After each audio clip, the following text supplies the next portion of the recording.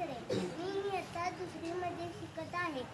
आदरणीय गुरुजनते, उपस्थित असलेले सर्व मान्यवर व विद्यार्थी मित्र, आज आपण महात्मा समाज सुधारक क्रांतीज्योती सावित्रीबाई फुले यांच्या जयंतीनिमित्त एकत्र आलो आहोत.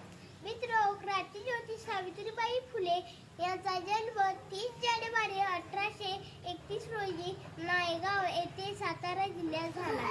महात्मा फुले यांच्याबरोबर विवाह झाल्यानंतर महात्मा फुले यांनी त्यांनाही शिक्षण दिले. तेव्हापासून त्यांनी मुलींना शिक्षण देण्याचे कार्य केले.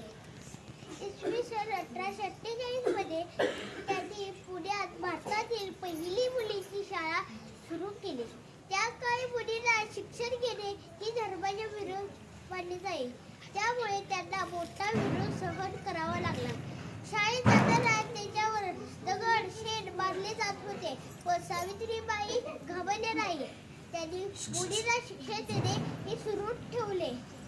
त्यामुळे आज मुली आपणास प्रत्येक ठिकाणी यशस्वी होत असल्याचे दिसते. घालूनी शिक्षणाचा घाव, अन्यायाचा तोडला डाव, तोडूनी जुलमाची बेडी, घडली या ज्ञानाची घडी. मित्र, क्रांतीज्योती सावित्रीबाई फुले याचे कार्य खूप मोठे आहे. त्यांनी स्त्री शिक्षणाबरोबरच विधवा, पुनर्विवाह, बालविवाह, बंदी आणि आरोग्य या विषयावर भरपूर काम केले. प्लेगच्या आजारात त्यांनी सर्वांची सेवा केली. त्यांचे जीवन समाजासाठी होते.